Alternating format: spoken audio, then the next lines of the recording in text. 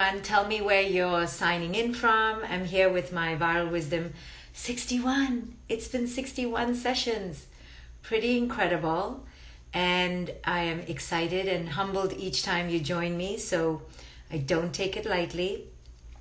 Check in and tell me how you're doing, where in the world you're signing in from. I'd love to hear. Hi guys. Hi Naz from Vancouver. I see you both on Facebook and Instagram.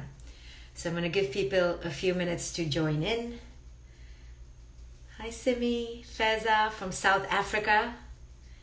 Simi from California, Gina, Ottawa. Hi guys.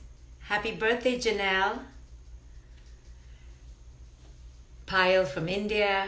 I'm just going to give people a few minutes to join in. Chetna from San Francisco. Hi guys. So today I'd really like to focus on getting very clear about where our power lies in life. You know, this pandemic has given us this feeling of helplessness, of being out of control, of being away, stripped off, disconnected from our power. We feel like we don't have much control over anything.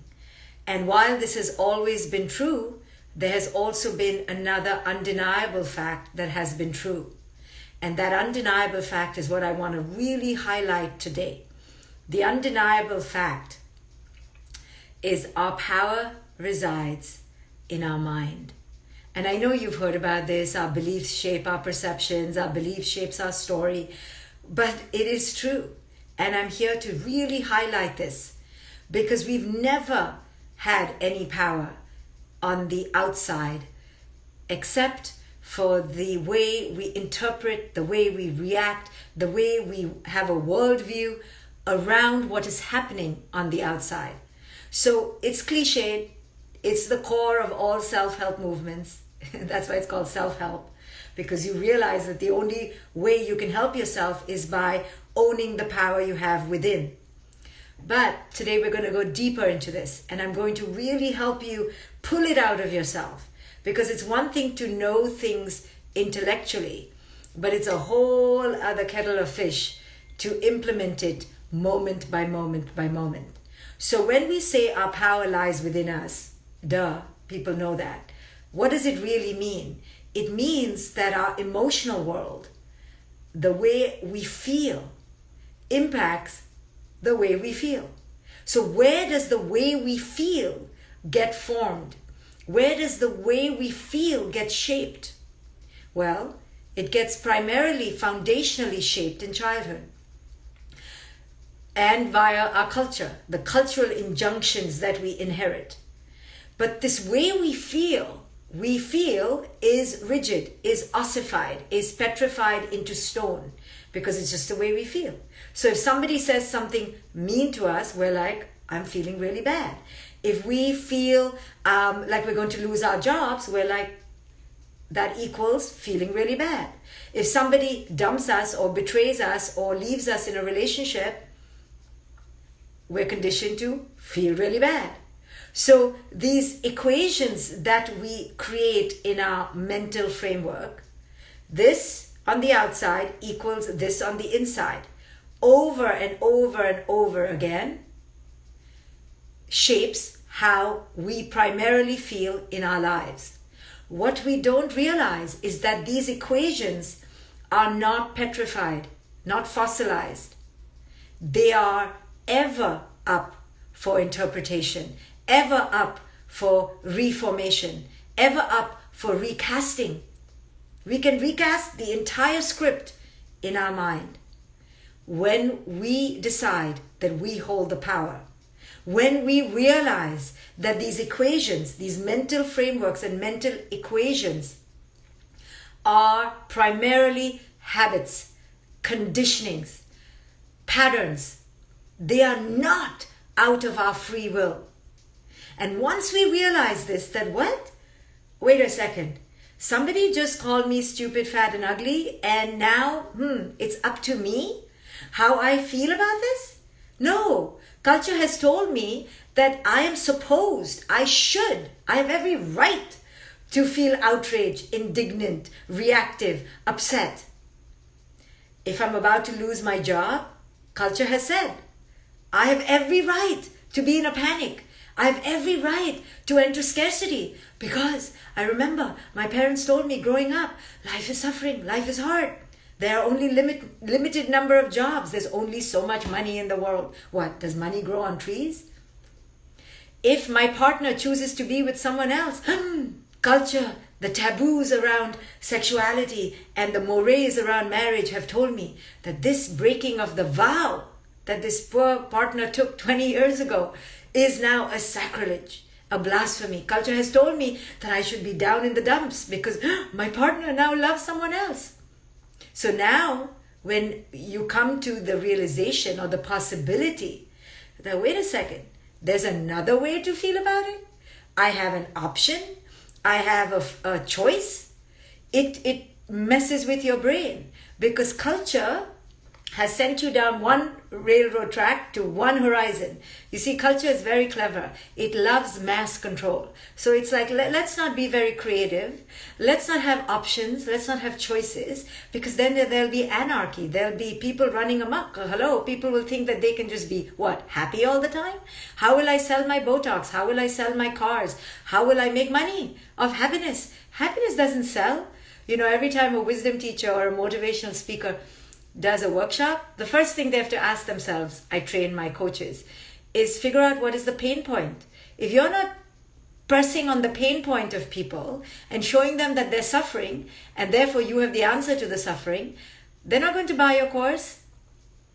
There, I just gave you my secrets.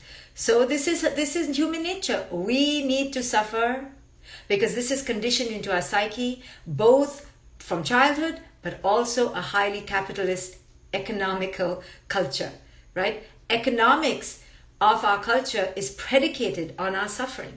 So, and mass control predicated on fear and submission and repression and lack and need and craving, so that we can keep thinking, oh, if I buy those pairs of shoes, I'll feel happier. Oh, if I get really unhappy, I'll need medication or alcohol or something, and so I'll buy.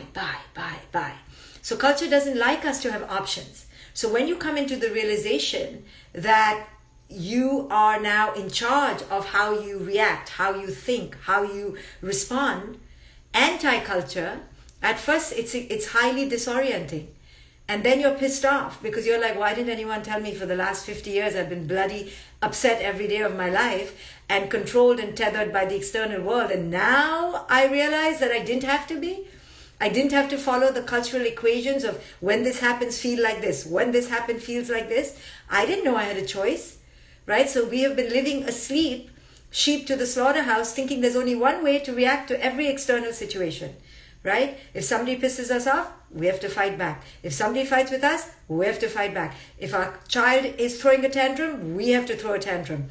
If they're upset, we have to be upset, right? This codependent nature of our raising, of our conditioning is genius, because it keeps us submissive, keeps us subversive, keeps us under the radar, keeps us highly childlike in this state of constant enmeshment with the outside world. If this happens, then I am tethered to it, so I must immediately react.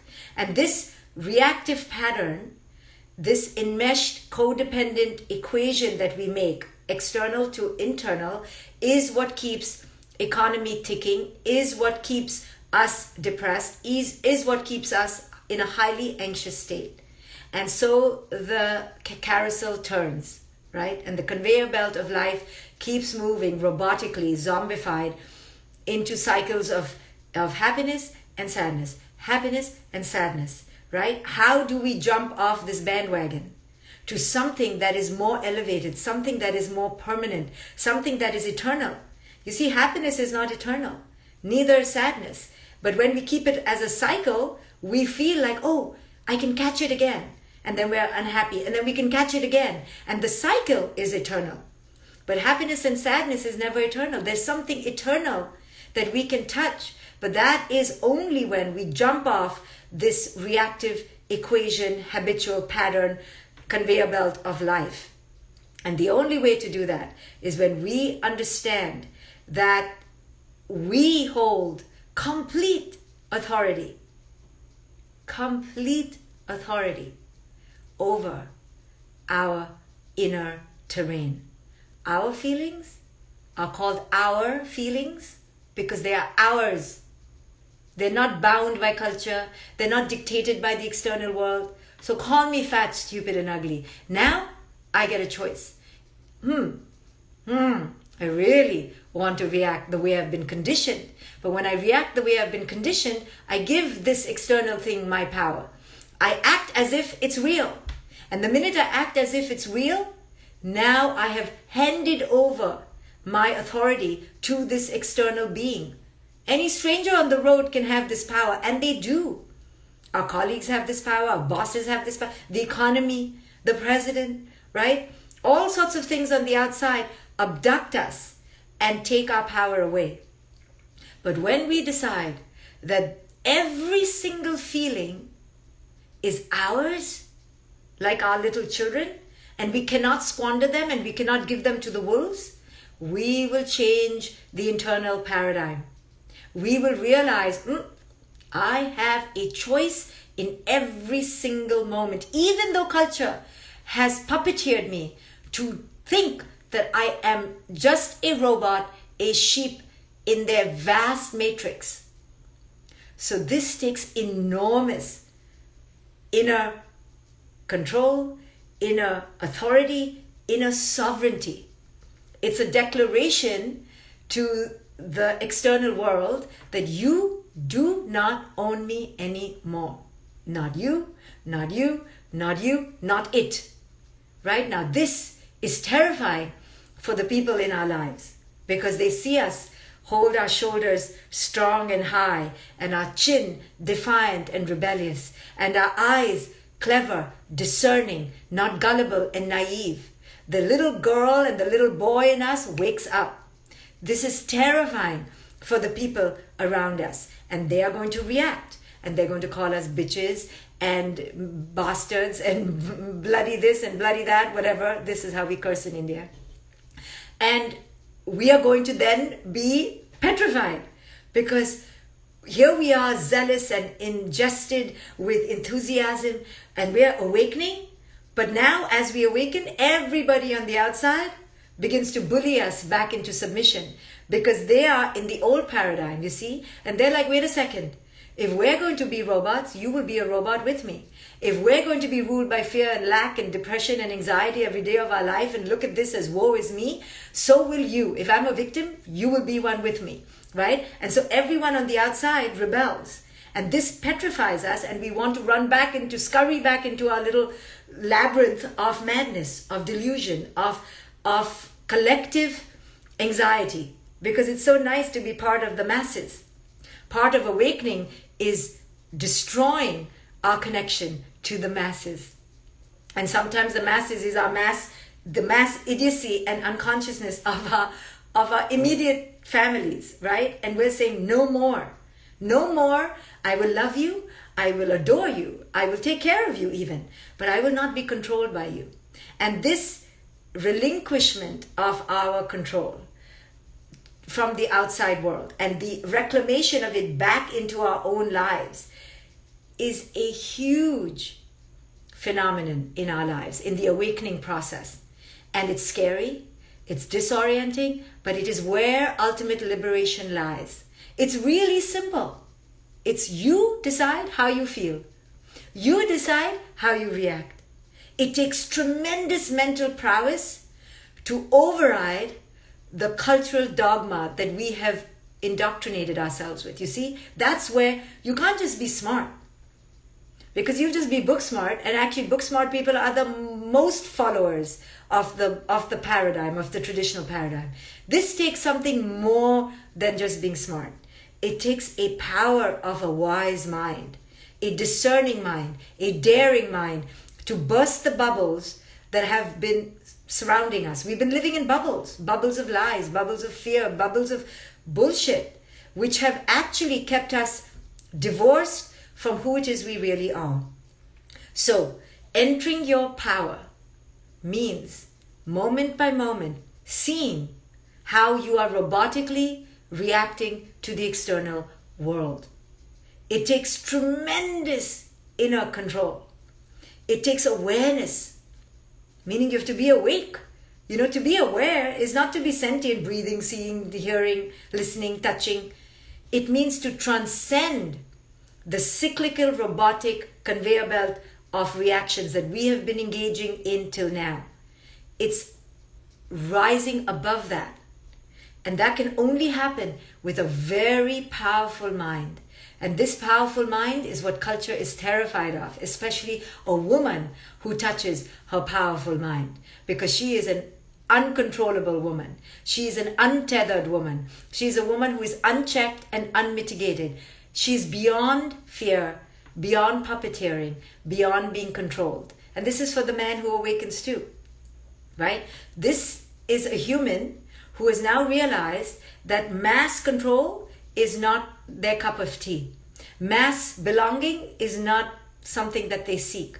They want something else for their lives. They value that they are here for a moment in time and that they want to live this incarnation with as much freedom as possible. This means moving away from the masses, because masses are controlled by fear. So the minute you want to move into something beyond happiness, sadness, and fear and touch eternal joy, you will move away from the masses. To move away from the masses, right, means to unsubscribe. You have to unsubscribe to the robotic reactivity of mass culture and take back your full autonomous liberation. You are a liberated being. You are free. The only reason you don't feel free is because you have given authority. You have given sovereignty. You have given it up. Now, if you give it up, what to do? Right? Now, culture does that. Culture wants us to give it up because culture thrives on order, predictability, brainwashing. So all of us think alike, okay? So that we all feel like we're one part of a big happy family. You be the mommy, you be the daddy, and we are all the children. But this is not the way of true adulthood. True adulthood means true diversity. True adulthood means understanding our shared humanity, but our absolute, different, specific, unique manifestations.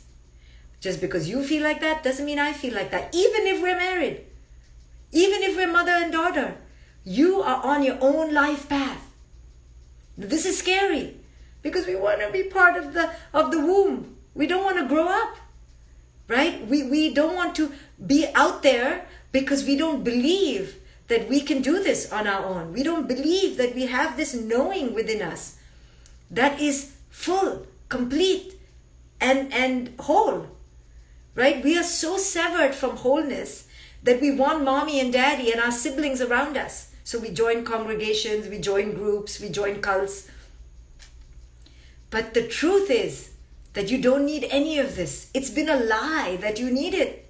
It's such a total garbage. It's a great way though to keep us young and popping pills and channel surfing because it keeps us zombified. But true power is that you are alone and you are full alone. You are whole alone. You're alone anyway. It's just the illusion that you belong. In tradition, in loyalty to the past, in family, ancestry, heritage. This is all bullshit. Because it's keeping us all together in the illusion of oneness. But it is not. It is enmeshment and dependency. True oneness can only come when you are one first with yourself.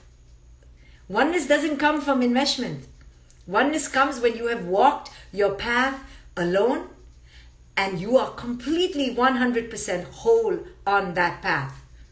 When you are fully on that path of self-actualization, self-awakening, self-realization, then you can be one with another, because oneness with another implies not abducting them of their power, not robbing them of their sovereignty. Oneness is you stay one with the isness of the other one's one, right? It's not slivered parts to make a whole. That is codependency. So when you are ready to take the daring step forward, to realize that you are fully capable of knowing who you are. You don't need culture to define you. You don't need a weighing scale to define you. You don't need your clothes to define you. You get to choose moment by moment how you want to manifest this iteration called your being, yourself, your name. Whatever your name is in this lifetime, you can change it 10 times, by the way. But whatever it is in this lifetime, this iteration of you has full authority over your inner world. You don't have to be sad because culture said you need to. So in this time of the pandemic, culture now is going through mass grief, mass anxiety. It's normal, it's natural to a point. After a point, you are just giving out your power. You're just giving it away. So you get to decide what is the point where it's healthy to feel some anxiety, to feel some grief, of course. But to understand why we're feeling this grief, right? We're feeling it because we have been confronted with a natural cycle of death. We have been confronted with the natural cycles of change. We've been confronted with the naturalness of an unknown future. This pandemic is particularly scary because we have been forced to enter the raw, unadulterated state of reality. No adornments. Times Square, shut down. Broadway, shut down. I live in New York. Done, cancelled. Right? So now the rubber is meeting the road in such a palpable way that it's terrifying. For those who have been dependent on padded seats and fancy cars and glistening silver and chrome, touching the road with our bare feet is terrorizing. But that's all that's happening. We're touching the raw reality of life. That there's death, that there's constant unknown, that everything is uncertain, life is a crapshoot, there is no mother or father on the outside, and now we need to choose. How are we going to vaccinate ourselves? Are we going to vaccinate ourselves and inseminate ourselves with the virus of fear? Or are we going to decide a new path? Are we going to choose a new way?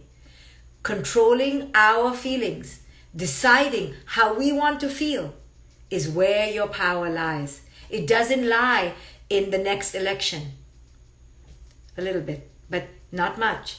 It doesn't lie in whether COVID comes, goes, or the next COVID comes. Because life will constantly cycle with one external challenge after the other. Life's challenges don't go away. You're seeing that. You're like, now what? Right? As if life before was beautiful and safe. No, we're just seeing things on a global level now, and we're like, now what? Another person died? Now what? Something else? It's always been like this. It's now on social media, and now we're sitting at home in our pajamas and we're paying attention. Black Lives Matter always mattered. This is not new. We're just seeing it now. And because we're not on vacation and not distracted, we're watching the videos more carefully. Now we're following the trail of breadcrumbs, but they were always there. Nothing is new, but now we're just seeing it barefoot, you see? Now the coals are touching us because we don't have the padding of our seductions and our addictions anymore. We have the opportunity to wake up. So now it is your individual choice. Please do not count on your partner to enlighten you. Do not count on your children to help you out. Your children may never be going to college now. Your children may be at home. They are in their own spiral. Do not count on your government to come and rescue you. They are persona non grata as far as wisdom is concerned. The only place now to turn is yourself. To ask yourself, do I have the capacity to elevate into my greatest next iteration? This is about my awakening. This is about my inner connection. This is a test, isn't it? Even if you believe in the Palladians and the 12th dimension and the conspiracy theory, it doesn't matter. It still comes down to what is your test? What is your challenge? What does this mean for you? Who cares why it's happening? An intergalactic war on the moon, and the aliens from planet Zombifu are here to plant us with messages. Whatever you believe, it doesn't matter. Because ultimately, it's how you feel. How are you feeling today? How are you in your body today? How are you able to look at the sun and greet the day and feel the wind? How is that working out for you? Republican or Democratic? Palladians or not? Aliens or not? Bill Gates hater or not? How does it matter? All that is noise. You get wrapped up in noise because you want something to hold on to. You want something to be angry about. Instead of anger, turn it into activism, right? Make a change. Stand up for what you believe in, but don't cry about it. Don't bemoan it. Don't guilt someone because of it. Don't shame others because of it, because all that is wasted energy. That's your desire to displace your anxiety. Either you take action or you take action. That's it. There's no other choice. And the greatest action first you need to take is in your own body, in your own heart, in your own mind. How are you feeling today? And if you're messed up, don't look at the outside world. Don't even try to make change in the outside world. First, take care of how you are feeling. Simplify, declutter, streamline, get rid of excess, stop the wastage, stop the addictions, clean your body, clean your mind, take self-help courses, learn, evolve, grow. There is so much you need to do that you have neglected in the thirst for your child going to a fancy college and your child getting a trophy and your child and your child and your child. Now start focusing on yourself and elevate to a new level of feeling, a feeling that is not tethered on the outside world, a feeling that can stay grounded in an eternal sense of transcendence despite what is happening in the outside world. Now work on that. And until you work on that, don't come out of quarantine, right? Stay in quarantine till you work on your eternal sense of joy, right? It's a good thing we are in timeout because we were all discombobulated, disconnected, disenfranchised, messed up. We needed to be in quarantine a long time ago because we were contagious. Our toxicity was contagious. We were all working out of ego. We were all working out of competition. We were going down the wrong path. So we needed to stop. Look at it that way. Again, you have the choice how you want to look at it. You can think that, the government is here to implant chips in you and to mastermind you, and fine, you can think that too. But what good does that do? It's a waste of time. Where you can spend your energy is on your eternal joy, on reaching your elevated plane of existence. Now work on that. And until that happens, don't come out, right? Work on your inauthenticities. Take out your lying, duplicitous masks. Show up for yourself. Be open with yourself. Be healing of yourself. Now that is going to take me a few years. I don't know about you. Not that I want COVID to stay around. I just want to stay focused on what I need to do. And this has woken me up and jolted me to realize that I was on the wrong path. I was in excess. I was in ego. And now I need to go back home, sit quietly, stop buying things, and really focus on inner connection and inner growth. So this is all about how you feel. Not about how someone else made you feel, not about what's happening on the outside world, not about how your children feel, how you feel. So having said that, I am holding my first live online summit ever on September 18th. It is going to be 7+ hours like this, non-stop, all through the day, Eastern Time. I invite you to join. When you do, you will get a bonus masterclass sent to your inbox. You will get 3 of my latest books sent to your home, even if you already have it. You'll get 3 more with the price of registration sent to your home. And you will get 7 hours of me in my online summit and 5 amazing guests. So registration, somebody should post the registration on Instagram and Facebook. Look for it or join my newsletter and I'll send the registration in a mailing to you. And I hope I see you there. This is the time to catapult your growth. In order to catapult your growth, you have to take action. You have to do something. You have to learn how to think differently. When you take charge of your mind and learn the art of of interpreting your reality that's in alignment with higher growth, you will come out of this a winner. This is a wonderful portal. Painful, but nothing comes without a bit of pain, because the pain is really not really pain. It's the pain of shedding the old ways. But when you learn to shed the old ways, you create space for the new. So I hope I see you September 18th for my first live online summit called Revolve. It's a play on Evolve, because Evolve is my regular in-person summit that I hold every year, and I can't do it this year. So I've called this Revolve because it's more than just evolution. We need a revolution. We need to reform, recast, reimagine, and rebirth. So I hope I see you September 18th. Join me. Otherwise, you'll have FOMO. I know it. Okay, guys. Thank you for joining me. Viral Wisdom 61. Down and out. Take care, everyone. Register for Revolve.